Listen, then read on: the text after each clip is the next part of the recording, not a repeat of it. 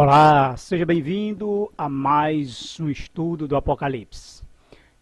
Nós deixamos para estudar isoladamente a sétima trombeta, para que acrescentemos mais detalhes sobre o último ai, né, que é o terceiro e último ai, que o primeiro foi a quinta trombeta, o segundo ai a sexta trombeta e o sétimo foi, que nós vamos ver agora, a sétima trombeta.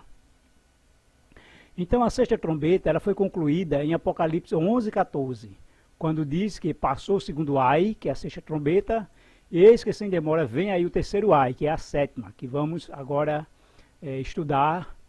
E sabemos que a sexta trombeta, vamos à primeira, né, começou com a quinta trombeta, né, que é o primeiro ai, começou com o surgimento do islamismo, né, na verdade vamos atribuir com o início do ministério de Maomé, com a sua visão de um anjo que lhe anunciou um novo evangelho. E a sexta trombeta, então, inicia com o início do Império Turco-Otomano. E esse início se dá em 1299 e vai até 1449, quando justamente termina a sexta trombeta. Porque a partir dessa data, né, até essa data, era o período de tormento que os muçulmanos iriam impor ao catolicismo. Mas a partir dessa data, passa agora a ser morte e destruição, inclusive com a tomada de Constantinopla, a queda do Império Romano do Oriente, ou Império Bizantino. E esse Império Turco-Otomano, ele findou-se no dia 11 de agosto de 1840.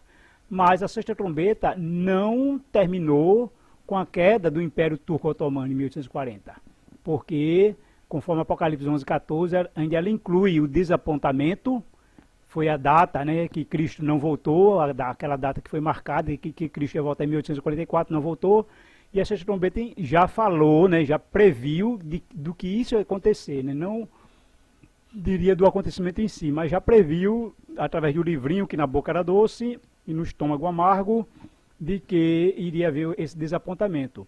E ainda, a sexta trombeta inclui o início do Apocalipse 11, que nos fala sobre a medição do santuário, do altar e dos adoradores, e que o átrio desse santuário seria calcado, né, pelos gentios durante 42 meses.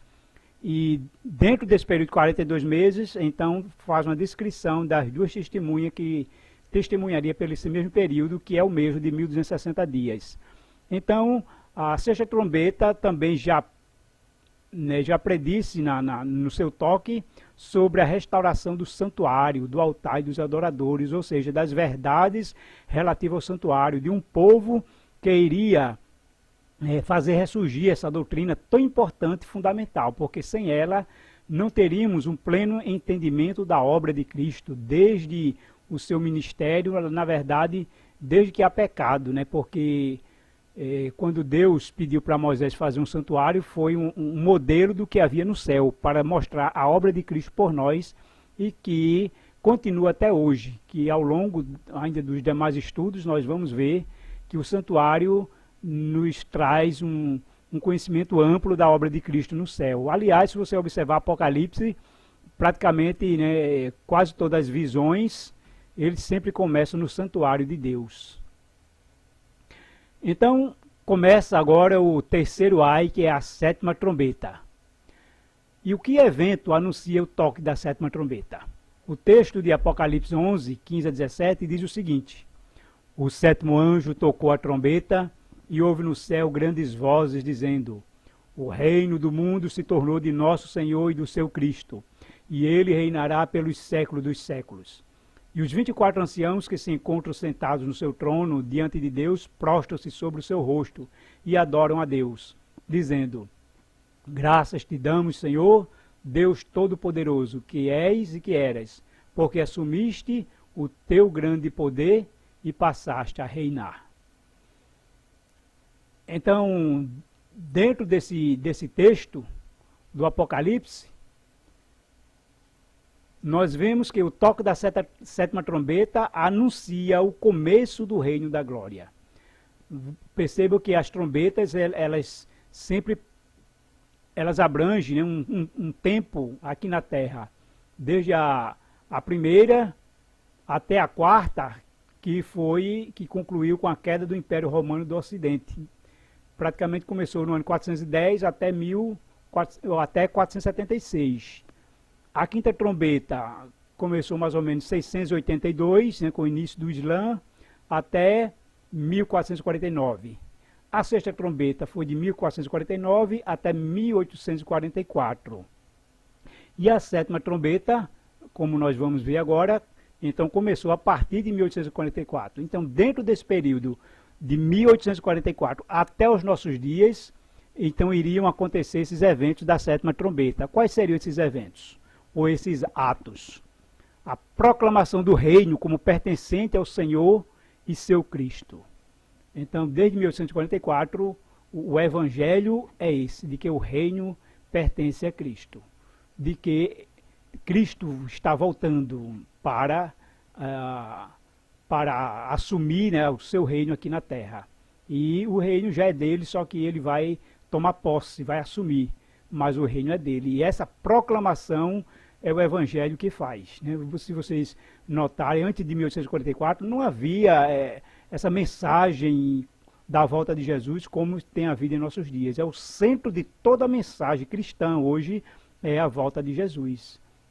Nesse período também acontece o julgamento dos mortos e a recompensa dos justos. Por quê? Porque o julgamento começa pelos mortos, em 1844, né? O julgamento começa pelos mortos, todos que morreram, desde Abel, né, o primeiro justo Abel, começando por ele, então vai chegando até os nossos dias, em que entram depois os justos que estarão vivos. A recompensa dos justos, né, por eles estarem vivos, então ainda muitos podem se arrepender, tantos que estão salvos podem ainda se perder, se voltar a pecar, como outros pecadores que se arrependem e passam a ser justos. E aí então o julgamento ainda está em andamento na questão dos vivos.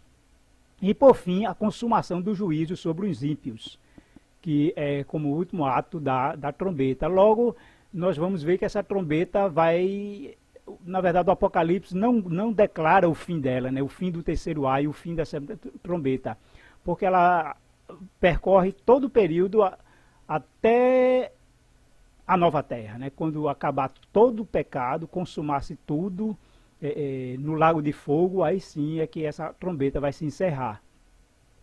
Que coisas acontecerão na terra quando Cristo começar a reinar? O reino de Cristo.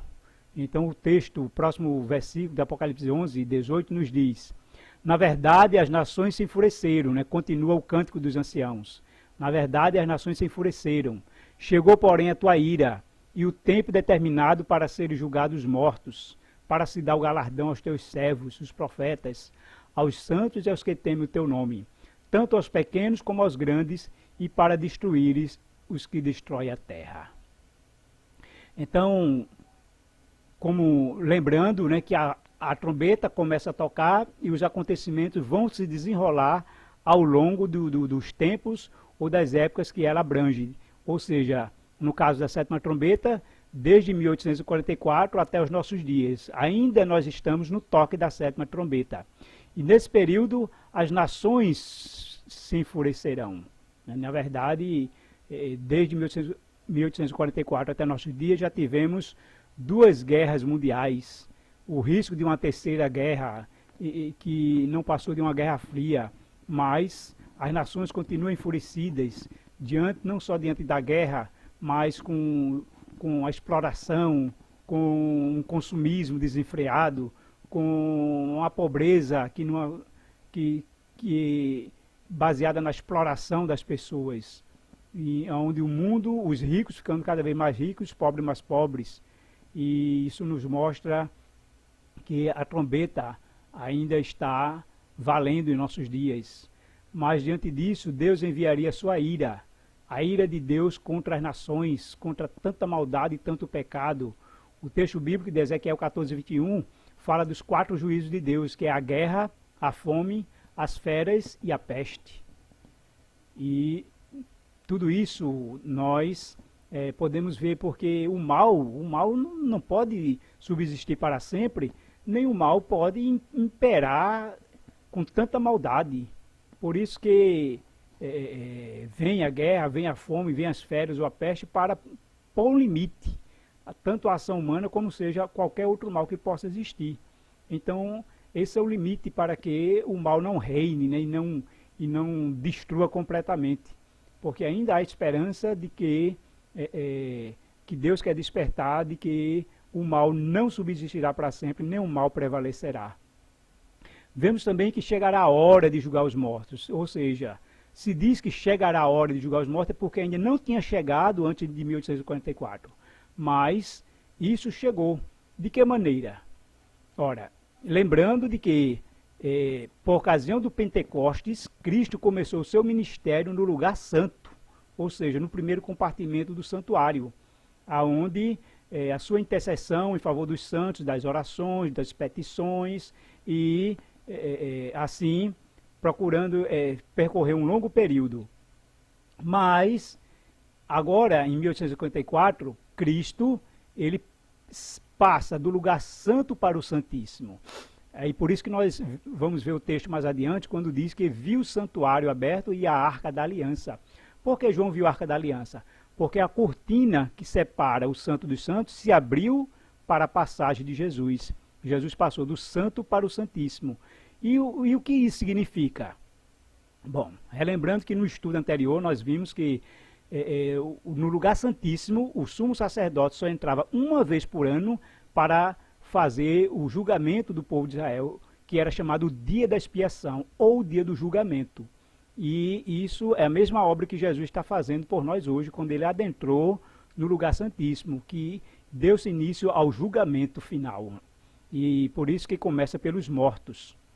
E é essa a obra de Cristo lá no céu. Ele agora está, antes no lugar santo era uma obra de intercessão, e no lugar santíssimo é uma obra de julgamento. E cada caso está sendo analisado, porque quando Cristo terminar, ele vai dizer está feito, ou seja, está concluído, está terminado. Com isso, ele virá para dar recompensa aos santos. E essa recompensa só pode ser dada após o julgamento, né? O julgamento vai dizer quem está salvo e quem está perdido, vai nos dar a sentença divina. E com isso é que Jesus virá nas nuvens dos céus e vai retribuir a cada um conforme as suas obras, vai retribuir a cada um conforme o que se acha escrito nos livros, conforme cada um foi julgado. E vamos aguardar, porque esse julgamento está terminando. E quando esse julgamento terminar, que Jesus fechar os livros, é o que diz a Bíblia, né? Fechará a porta da graça. Não haverá mais oportunidade de salvação para ninguém, porque aí ele virá para levar os seus.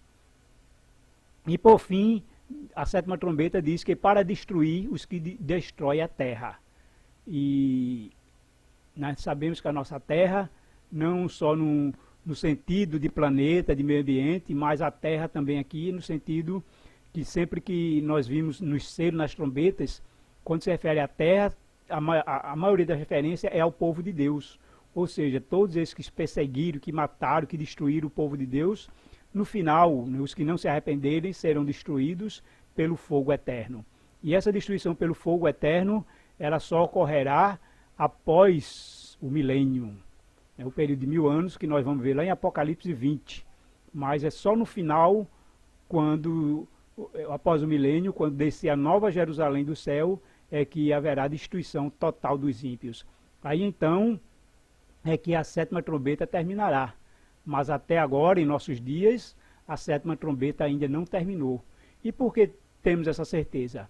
Porque quando vocês perceberam que quando a águia diz, né, que tem até 3 ais, aí passou o primeiro, lá no Apocalipse, que foi a quinta trombeta, passou o segundo, que foi a sexta trombeta, em Apocalipse 11, 14, mas a sétima, o Apocalipse não diz que passou, não diz o seu término. Por quê?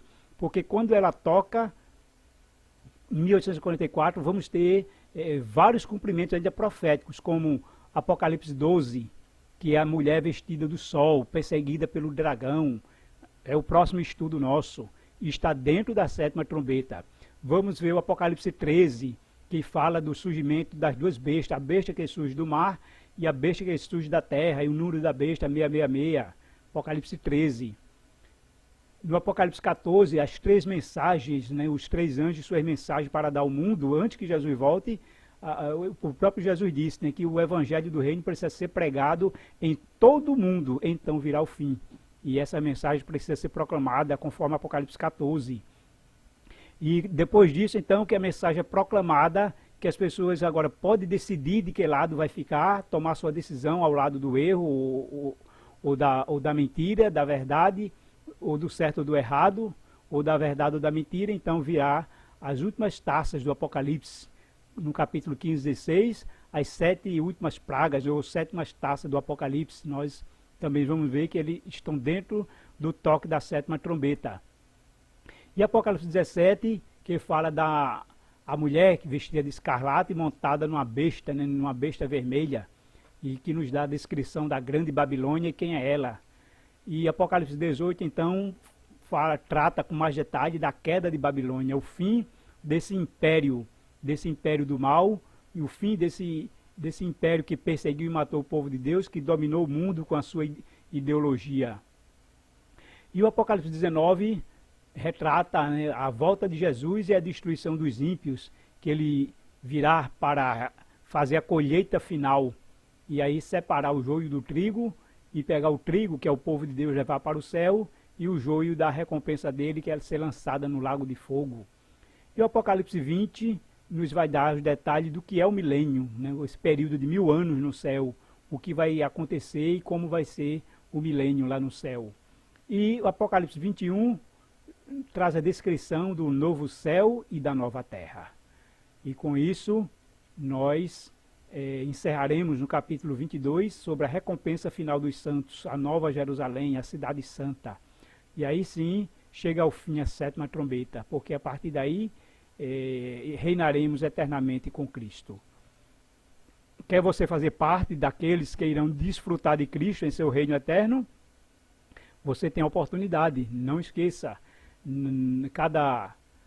Cada estudo, você está sendo advertido e tendo a oportunidade de saber o que Deus quer que você faça. Toma a decisão ao lado dele e participe do reino dele, porque em breve ele virá para nos buscar.